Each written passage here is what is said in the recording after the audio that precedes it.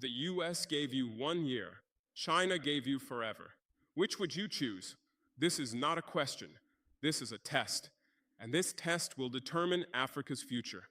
February 3rd, 2026, Washington. President Donald Trump signed a law. AGOA, the African Growth and Opportunity Act, was extended again. A 25-year-old agreement that had expired in September 2025 hung in limbo for 4 months and was finally extended. How long was it extended? 1 year, until December 31st, 2026. The US House of Representatives had voted for a 3-year extension, 340 to 54, an overwhelming majority. 3 years, not much, but at least enough time to plan. But what did the Senate do? Cut 3 years down to 1. What did Trump do? Signed the 1 year. 1 year, 10 months remaining. After that, uncertainty. Now, exactly 11 days later, what happened on February 14th, 2026? Addis Ababa, the African Union Summit. Chinese President Xi Jinping sent a message to African heads of state. Starting May 1st, 2026, China will fully implement zero-tariff treatment for all 53 African countries with which it has diplomatic relations. 53 countries, all products, 0%, indefinite. The US gave 1 year, conditional, practice democracy, protect human rights, implement a market economy, fight terrorism. Otherwise, we remove you. China gave indefinite, unconditional. If you have diplomatic relations, the door is open. Put these two statements side by side and tell me which one respects sovereignty. But 1 second, if this is your first time watching this channel, stop. This channel tells you about the African economy that the West does not, with numbers, with data, and not with any Western sponsor's money. Subscribe, like, and watch this video to the very end, because in the middle of this video, I will show you a number that single-handedly demolishes the entire AGOA debate. Be patient until that number. First, let me tell you what AGOA actually is, because most people have heard the name but do not know the contents. The year 2000. Under Bill Clinton, the US Congress passed AGOA. It gave eligible countries in sub-Saharan Africa duty-free access to the US market. Over 1,800 products, from textiles to agriculture, machinery to minerals, entering the US without customs duties. Sounds great, does it not? Free access, no duties, Africa wins. But there are conditions, and conditions change everything. Condition 1, you must implement a market economy, meaning free markets, meaning privatization, meaning open the door to foreign investors, meaning do not nationalize your mines. Condition 2, rule of law. But whose law? Law as defined by the US, law that meets US standards. Condition 3, political pluralism, multi-party system, free elections, democracy in the form the US approves. Condition 4, human rights, but selective human rights. Saudi Arabia, the US's biggest arms customer, is not subject to AGOA conditions. Israel, receiving $3.8 billion in annual US aid, is not subject to conditions. But Niger was removed from AGOA for nationalizing its uranium. Uganda was removed for passing an LGBT law. The Central African Republic was removed because of a coup. Do you see the pattern? AGOA is a political control mechanism disguised as a trade agreement. If you follow our rules, we allow trade. If you do not, you are out. And in January 2024, 4 countries were removed from AGOA at once: Gabon, Niger, the Central African Republic, and Uganda. All had made political decisions the US did not approve. Is this trade? No. This is colonialism 2.0. Tariffs instead of weapons, conditions instead of flags, eligibility assessments instead of governors. Now let me show you that number. I promised, the number that single-handedly demolishes the AGOA debate. $102 billion. This is Africa's trade deficit with China in 2025. In 1 year, $102 billion. But China eliminated tariffs, you will say. True, but look at what happens. In the first 8 months of 2025, China-Africa trade was $222 billion. China's exports to Africa, $140.8 billion. Africa's exports to China, $81.3 billion. Deficit, $59.6 billion in just 8 months. By year end, $102 billion. What does China sell to Africa? Machinery, electronics, textiles, solar panels. In 2024-2025, Africa received 15,032 megawatts of Chinese solar panels, a 60% increase year on year. What does Africa sell to China? Crude oil, copper, cobalt, iron ore, unprocessed raw materials. So China says, enter duty-free. But what Africa sells is already low-value raw materials. And what China sells is high-value manufactured goods. Even if tariffs are zero, the structural imbalance does not change. Is this different from the US's AGOA? Fundamentally, the same problem. Both keep Africa in the position of raw material supplier. Only the packaging differs. The US says, practice democracy. China says, no conditions. But both take the same thing, raw materials, and both sell the same thing, manufactured products. So what is the difference? The difference is in attitude. The US says, obey my rules. China says, come with your own rules. China opens the door to 53 countries without discrimination. The US conducts an eligibility assessment every year and throws out whoever it wants. But, and this is very important, do not romanticize China's unconditional offer.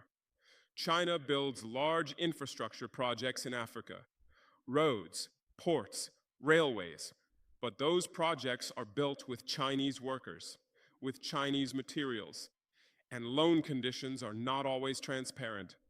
Zambia had to hand over its port under Chinese debt. Sri Lanka leased Hambantota port to China for 99 years. So neither the US nor China is thinking about Africa's real interests. Both are thinking about their own interests. Only the methods differ. The US uses the stick, China uses the carrot. But both want to pull Africa into their own orbit. And in 2026, a new dimension has been added: critical minerals, lithium, cobalt, graphite, rare earth elements, electric vehicles, AI chips, batteries. All of it lies beneath Africa's soil.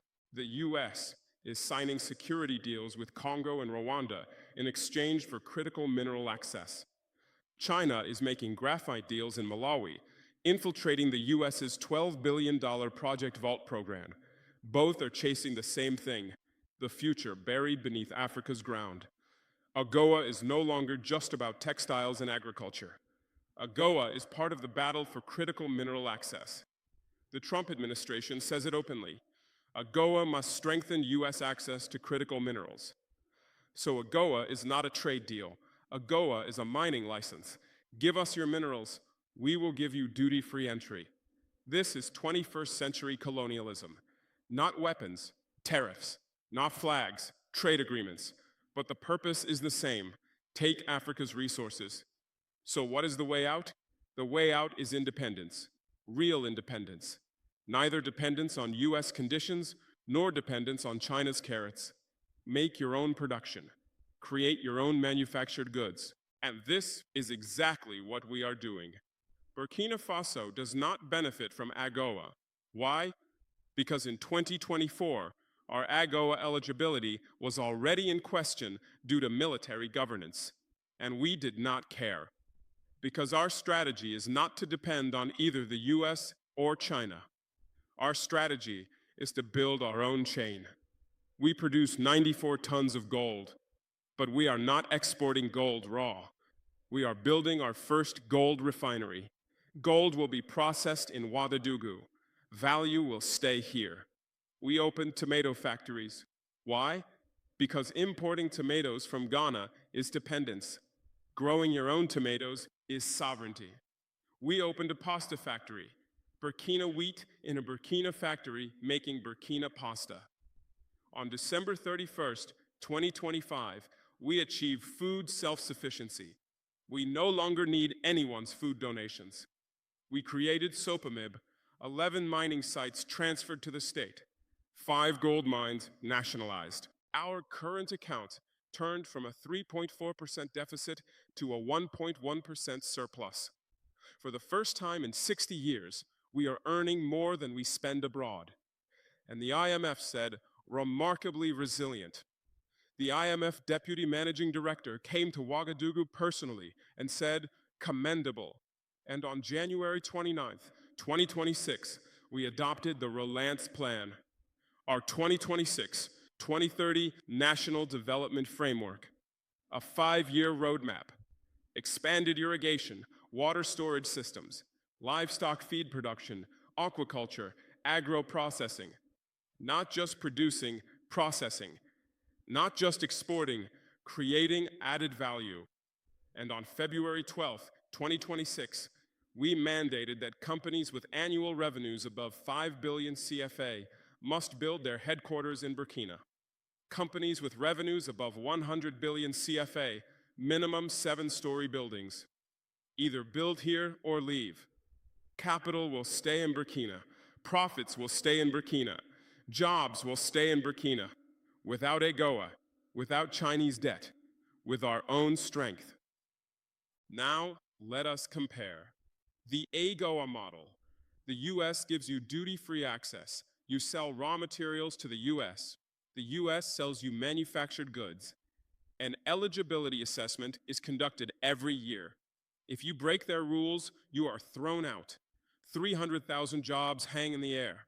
Your country becomes dependent on the will of a man in Washington. The China model. China gives you duty-free access. You sell raw materials to China. China sells you manufactured goods. No conditions, but the trade deficit grows by $102 billion a year. Debt accumulates. Your infrastructure becomes dependent on China. The Burkina model. Produce your own, process your own, sell your own, depend on no one's conditions. Stop importing, create value at home, pay off debt, be sovereign. 3 models. 2 create dependence, 1 creates independence. But Burkina is a small country, you will say. 25 million people, GDP not even $20 billion. Can the Burkina model work for large countries like Nigeria? The answer, yes, because the problem is not size, it is will. Nigeria, Africa's largest economy, cannot refine its own oil. It exports its own crude oil and imports refined gasoline. Why? No refineries? They exist, but they have not worked for 40 years. Why do they not work?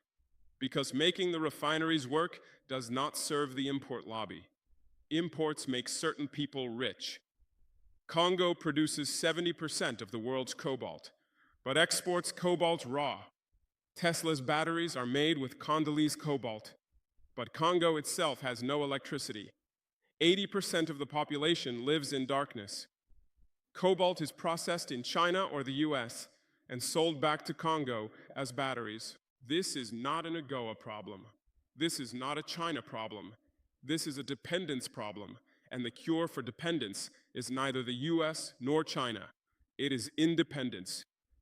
Let us return to Trump's AGOA decision, a 1-year extension. What does this mean? First, investor insecurity. 1 year is not enough for any investor to build a factory in Africa. Setting up a textile factory takes minimum 2 to 3 years. If AGOA ends after 1 year, that factory becomes worthless. No company will invest millions for a 1-year guarantee. Second, a strategic message. What is the Trump administration saying? We want to modernize AGOA for the 21st century. We want more market access for US farmers and businesses. Translation, we gave you duty-free access but did not get enough in return. Third, a demand for reciprocity. AGOA was a unilateral preferential access. The US gives Africa duty-free access But Africa is not required to give the US the same. Trump wants to change this. Reciprocity. If we give to you, you give to us. This means dismantling Africa's market protections. Infant industries cannot compete with US corporations. If protective walls fall, local production dies.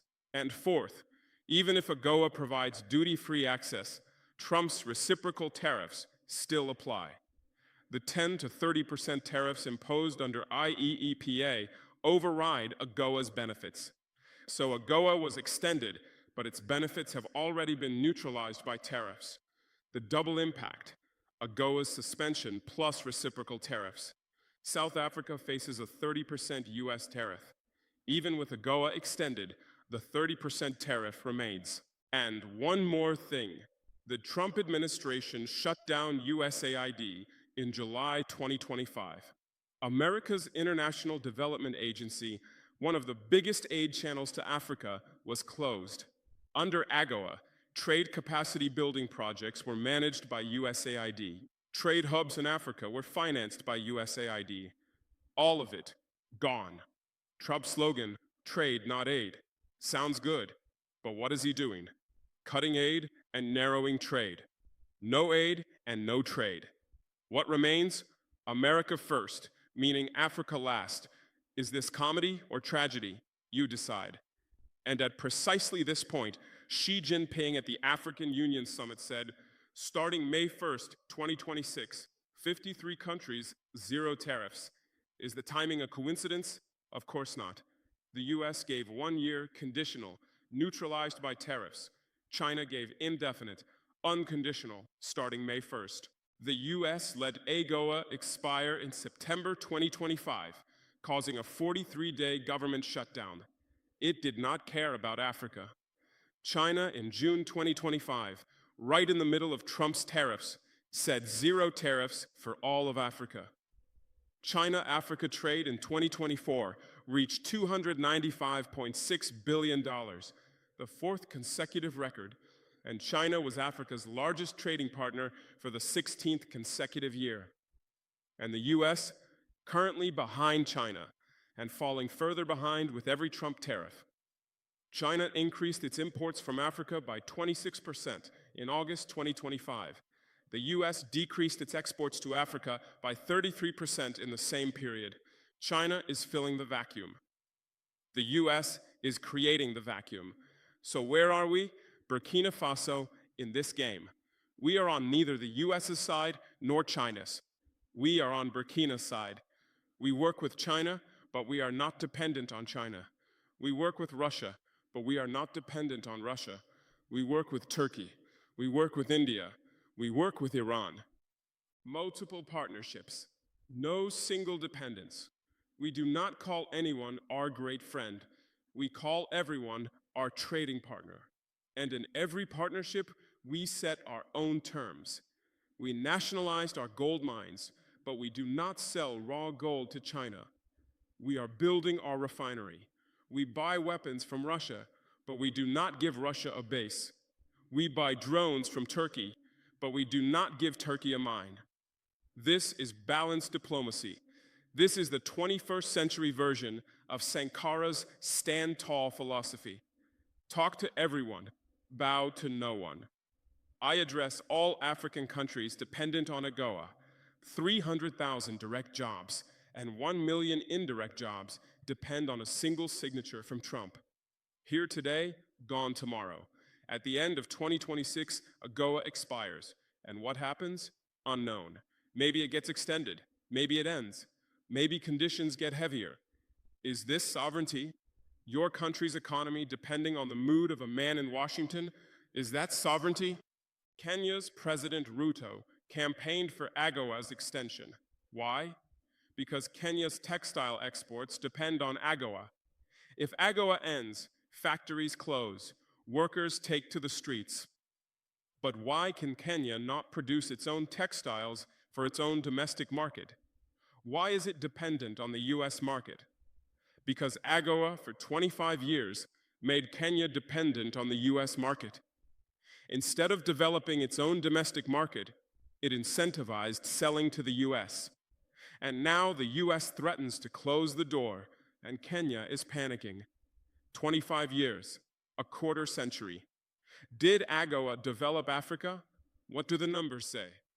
Intra-African trade is still below 20% of total trade. 25 years of AGOA did not change that ratio, because AGOA connected Africa not to each other, but to the US. Ghana's textiles are not sold to Burkina, they are sold to the US. Kenya's flowers are not sent to Tanzania, they are sent to Europe. AGOA made Africa outward dependent and inward closed. And now the external door is closing, and the internal door was never opened. Where is the solution? The solution is in AfCFTA, the African Continental Free Trade Area, a market of 1.4 billion people, 54 countries, the world's largest free trade zone. Ghana hosts the Secretariat. AfCFTA requires dependence on neither the US nor China. African countries will sell to each other duty-free. Ghana's textiles to Burkina, Burkina's gold to South Africa's refinery, Kenya's flowers to Nigeria's market. But AfCFTA is wonderful on paper and slow in practice. Why? Because there is no infrastructure, no railways, ports are inadequate, border bureaucracy is enormous. This is exactly why the Tema-Ouagadougou Railway is not just a bilateral project, it is the physical backbone of AfCFTA. This is exactly why the 7 agreements with Ghana are not just bilateral. They are a prototype for continental integration. And this is exactly why the death of AGOA is actually an opportunity. When AGOA dies, Africa stops looking to the US and starts looking at each other. Stops looking to China and starts looking at each other. The death of AGOA could be the birth of AfCFTA. Final word, directly to you. Trump gave Africa 1 year, 10 months remain. After that, either it gets extended or it ends or conditions get heavier.